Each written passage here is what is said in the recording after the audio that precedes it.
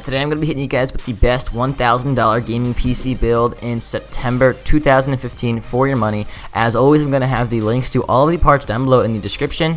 All of these links are going to be to Amazon because I've found that a lot of my viewers actually have requested Amazon links because a lot of people have Amazon Prime. They like the free 2-day shipping and whatnot. And Amazon has pretty good prices. Some of these parts, Amazon is very competitive with the prices, but some of the other parts are also actually a little bit overpriced. So if this does go over budget with the Amazon links, you guys can definitely probably find these parts a bit cheaper sometimes if you went to different websites and dug around. But like I said, most of these parts are going to be the exact same price, and Amazon is really convenient and really good company.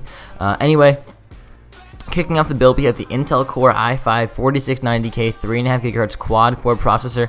This is an amazing processor, solid processor, and a lot of my viewers are like, why don't you get an i7, And honestly, the answer to that question is i7s are, for gaming, a little bit overkill. You don't need an i7, maybe for rendering and for doing some other stuff. An i7 would be worth it, multitasking, but as far as gaming is concerned, an i5 4690K is going to do extremely well, especially in this build because we're going to be overclocking it with a water cooler. This CPU is designed to be overclocked. It's one of the best CPUs on the market, especially for gaming, and for only $230, it's going to be a really solid CPU.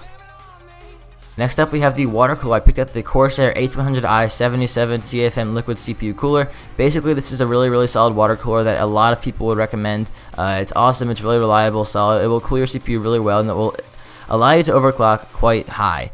It's only going to be $90 from Amazon.com.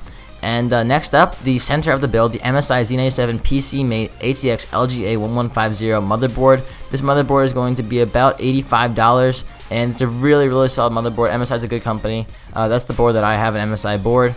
It's really solid, like I said. It is an ATX motherboard with an Intel Z97 chipset, which is going to allow you to overclock 4 240-pin DIMM slots, and it's going to have a max memory of 32 gigabytes of RAM. It does have RAID support. The onboard video depends on your CPU. However, obviously, we're going to be having a dedicated graphics card here. It does have Crossfire support, but not SLI support. But don't worry, we have an AMD card. So if you choose to run Crossfire, you will be able to on this board.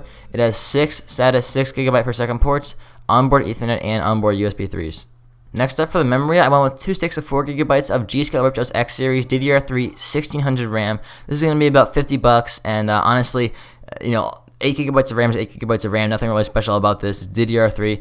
2 sticks of 4 gigabytes, so you guys are going to be able to run dual channel, which is a bit faster than only having 1 stick of 8.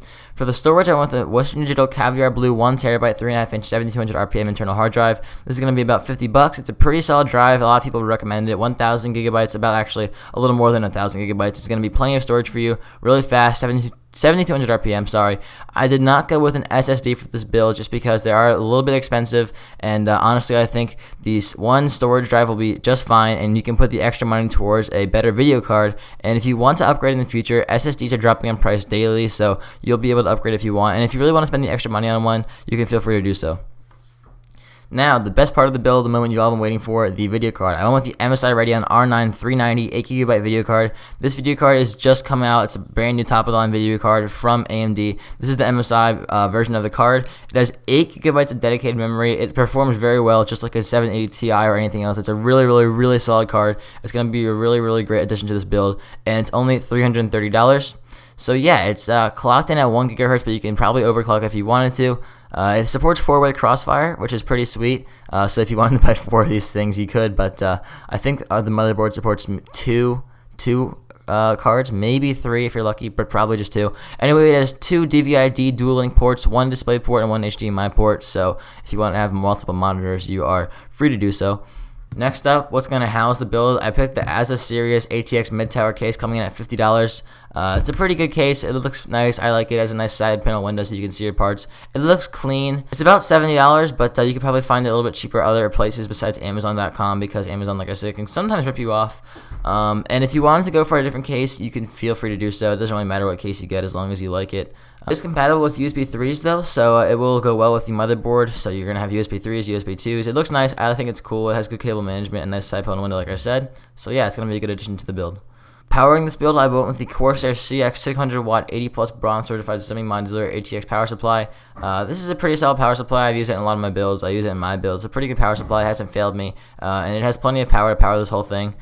This build uses about 500 watts, and this is a 600 watt, so you should be good. And the optical drive is going to be the standard Samsung SH224DB DVD writer. My total says $944.58, so I saved you guys some money to pick up some Windows or even a solid state drive if you really wanted to. So thank you guys so much for watching. I hope you enjoyed the video, and I will see you guys next time. Peace.